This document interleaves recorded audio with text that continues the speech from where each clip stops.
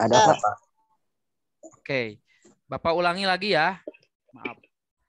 Jadi untuk mengklasifikasikan makhluk hidup itu ada 3 proses. Identifikasi yang pertama itu kita lihat dulu ciri-ciri makhluk hidupnya, ya, berdasarkan persamaan dan perbedaan dari sifat makhluk hidup itu ya.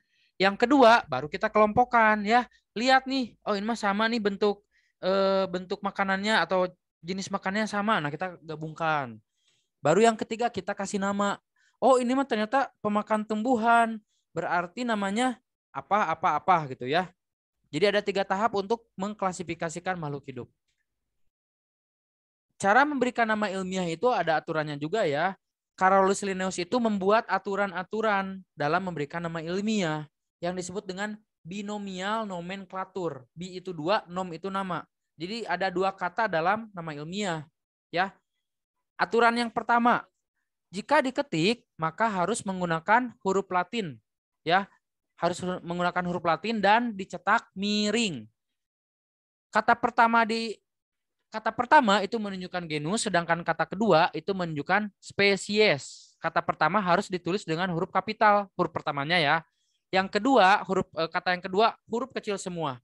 Contohnya misalnya padi, nama ilmiah dari padi atau nama Latin dari padi adalah Oryza sativa. O besar, S kecil. Kemudian zaman dulu mah belum ada komputer, belum ada mesin tik ya, belum ada printer. Jadi tulis tangan. Aturannya kalau tulis tangan adalah dengan menggaris bawahi katanya ya. Tapi dipisah garis bawahnya. Misalnya Oryza sativa, Oryza garis bawah spasi baru sativa garis bawah lagi ya. Oryza sativa. Contoh yang lain misalnya jagung nih, Zea mais nama ilmiahnya ya. Z-nya besar, maisnya M-nya M kecil ya. Kemudian anjing ya. Ini Bapak bukan berkata kasar ya. Anjing itu anjing itu nama latinnya Canis familiaris ya. C-nya besar, F-nya kecil. Atau misalnya kucing, kucing rumah ya. Felis domestica. F-nya besar, D-nya D kecil ya, Felis domestica. Kita lanjutkan lagi. Nah, ini tingkatan dari atau takson dari klasifikasi makhluk hidup ya. Bapak singkatnya dengan istilah KDCO FGS. Kingdom, divisi, kelas, ordo, familia atau suku, genus atau marga, spesies atau jenis ya. Mungkin di sini ada yang menggunakan marga ya namanya ya. Itu adalah genus ya. Oke. Semakin atas yang tadi Bapak bilang semakin atas itu adalah semakin luas, semakin banyak persamaannya. Sedangkan semakin bawah, semakin rendah, semakin sedikit persamaannya ya. Ini ya segitiga terbalik. Jadi makin atas tuh makin luas ya. Manusia sama ular bisa aja sama ya. Sama ada sama-sama kerajaan, satu kerajaan ya.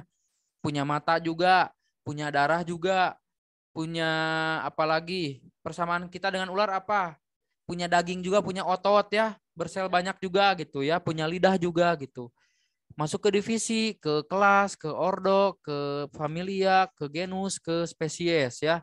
Kalau misalnya kelasnya vertebrata, punya tulang belakang. Nah, kita sama ya dengan ular, sama-sama punya tulang belakang. Oke, ini yang lain, contoh yang lain. Ini, nah ya ini. Nih, manusia ya. Manusia itu termasuk ke dalam hewannya, kerajaan hewan maksudnya ya. Nama latinnya Homo sapiens ya. Jadi ini manusia itu Homo sapiens ya. Makanya kita kerajaannya Animalia, divisinya Chordata, artinya Chordata tegak ya, berjalan tegak. Kemudian supilumnya kita Vertebrata, kelasnya Mamalia, ordonya Primata. Makanya kita sama kayak itu ya, kayak simpanse atau orang utan, mirip ya secara fisik mah. Kita masuk ke dalam ordo Primata. Kemudian familinya apa kita nih? Gak kebaca ini ya. Hominidae ya. Sedangkan genusnya kita masuk ke marga Homo. Spesiesnya Homo sapiens ya. Tuh.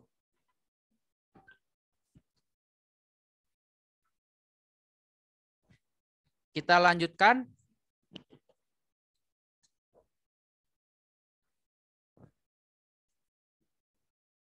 Ini kunci determinasi yang tadi ya. Jadi nggak perlu diulang lagi. Intinya kunci dikotomi itu dua ya, dua pernyataan ya, pernyataan A dan B yang saling berseberangan. Oke, ini udah. Kita masuk ke slide yang benar-benar terakhir sekarang mah ya. Slide yang benar-benar terakhir. Kelompok makhluk hidup ya.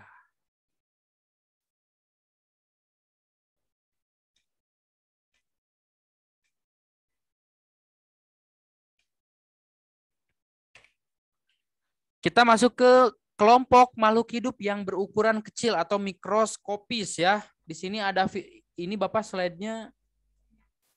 Nih, ada yang corona nggak di sini nih? Yang mirip-mirip COVID ya, ada tuh ya. Ini virus dan bakteri ceritanya. Videonya kita lewatin dulu. Intinya sih bahwa di semua tempat ya, mau di tangan kita, di udara, di mana-mana itu ada mikroorganisme atau makhluk hidup yang tak kasat mata ya, nggak bisa dilihat oleh mata telanjang. Mikroorganisme ini ada di mana-mana ya. Ada di rambut, ada di kulit, di tangan, di kaki, di mata, di handphone kalian. Itu banyak sekali makhluk hidupnya ya. Kalau lihat di mikroskop ya, ada di tanah, mungkin di dinding kalian, di meja kalian. Ini contohnya ya, rambut ya, sehelai rambut diperbesar menggunakan mikroskop, maka terlihat bakterinya tuh ya, yang bulat-bulat. Nih di kulit kita, di kulit manusia. Oke, kita lihat video nih.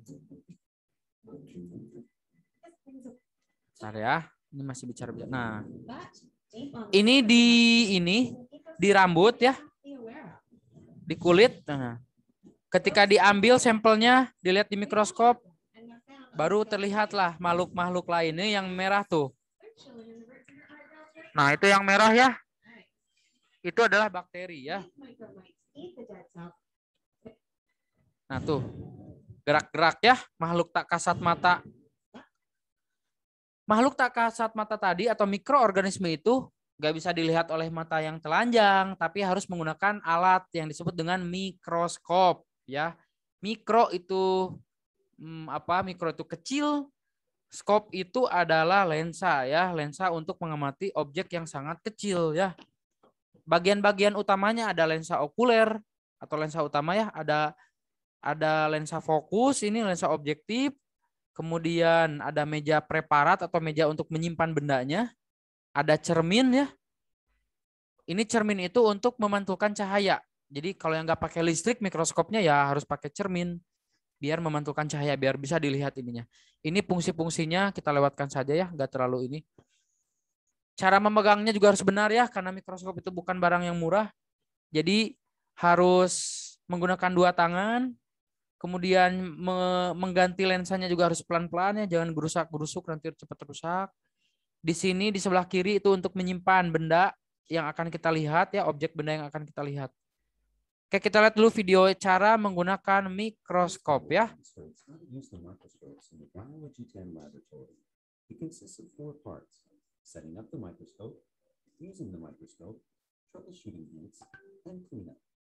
Oke, kita lihat ya. Cara menggunakan mikroskop ya, cara mengatur mikroskop. Kita ambil menggunakan dua tangan ya, dengan dua tangan untuk menghindari jatuh ya. Ini yang pakai listrik cahayanya. Kita colokin ke listrik.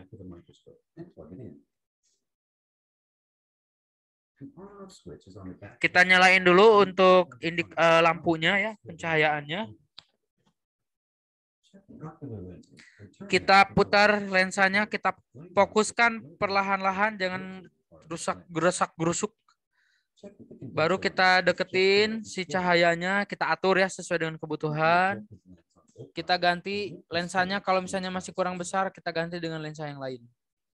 Kita naikkan lagi biar bisa terlihat ya. Terus cahayanya kita atur seperti ini. Nah, ini untuk menyimpan bendanya. Nah, di situ ya, itu meja, itu preparatnya, atau preparat itu objek yang akan kita lihat. Ya, oke, kita lihat ada video yang lain kok nanti ya. Ini mikroskop elektron ya. COVID-19 hanya bisa dilihat oleh mikroskop yang ini, mikroskop elektron, sehingga terlihat bentuknya kayak durian, yaitu karena ada mikroskop elektron. Oke, mari kita praktek menggunakan mikroskop ya. Kita lihat. Oke, kita masuk di dalam setetes air. Setetes air ada berbagai macam mikroorganisme ya. Ini paramecium ya. Dengan penglihatan atau lensa 1000 kali ya. Pembesarannya 1000 kali. Ini mata dari lalat buah. Pembesaran 100 kali.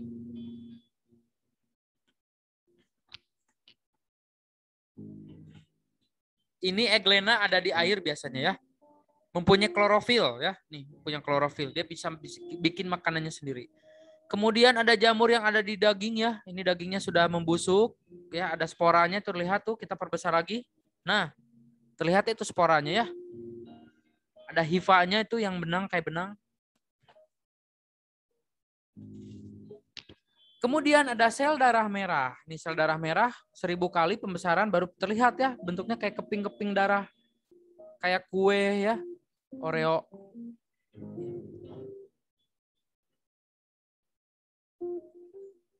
Nah, ini kaki dari kaki kecoa ya. Ada sirkulasi darahnya terlihat tuh ya. Ini bakteri kayak stick-stick yang sedang bergerak-gerak. 1000 kali pembesarannya baru bisa dilihat.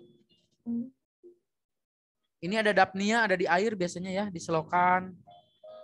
Sangat kecil, gak bisa dilihat oleh mata langsung. Ada hidra, hidra juga sama, bisa ada di air sungai ya, di got gitu ya. Di air di yang kotor. Ini juga hidra.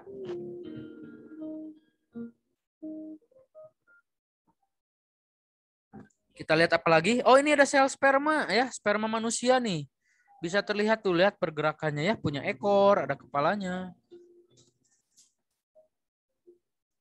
Kemudian ada cacing planaria ya, ini cacing biasanya ada di perut nih, cacing planaria itu kepalanya ya.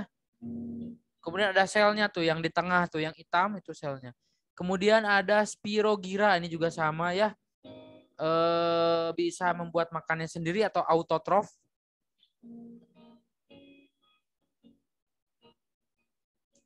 Diperbesar lagi sebanyak 1500 kali, semakin terlihat jelas.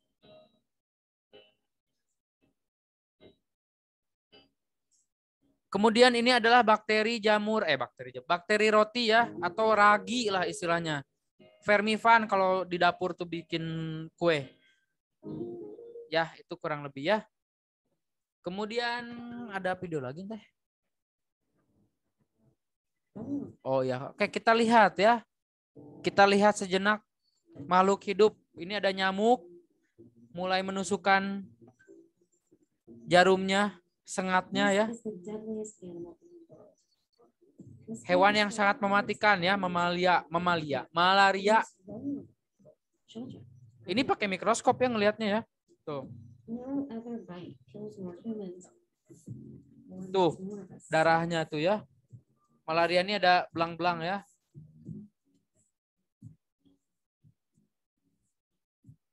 So what makes a mosquito's bite so effective? For starters, they're motivated. Only females bite us. We need blood to make eggs. Tuh ya. Nyedot darah tuh ya, kelihatan. Tuh telur-telurnya tuh. Jadi larva. Tuh larvanya. Jentik-jentik.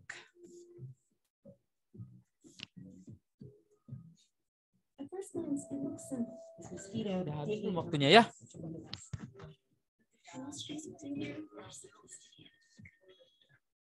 First, the protective sheet contracts. See it bending back? If you look at a mosquito's head, Tuh ya, di sengatnya nyamuk itu ada tiga jarum. six needles. Ada 6 bahkan. She uses those to saw through the skin. Tuh. Makanya gatel ya kalau ditusuk sama nyamuk. These other two needles pull the tissues apart when she works. Under the skin, you can see her Nah, di bawah look at mikroskop bisa terlihat tuh, dia tuh nyari pembuluh darah ya. Biar bisa nyedot darah sumur receptors kayak on sumur. the tip of one of her other needles pick up on chemicals that our blood vessels exude naturally and guide her to it. Then she uses this Baru deh bisa nyedot darah ya. as her gut fills up, she separates water from the blood and squeezes it out. See that drop? That frees up space to stuff herself with more nutritious Oke. foods. Itu ya kurang lebih ya. Nah, sudah selesai materi kita hari ini. Ada yang ingin tanyakan dulu nggak? Sudah cukup jelas ya mudah-mudahan ya tentang kunci determinasi, aturan penulisan ilmiah, cara menulis ilmiah. Sudah cukup jelas ya? Ya, Pak. Oke, ada yang ingin ditanyakan dulu nggak?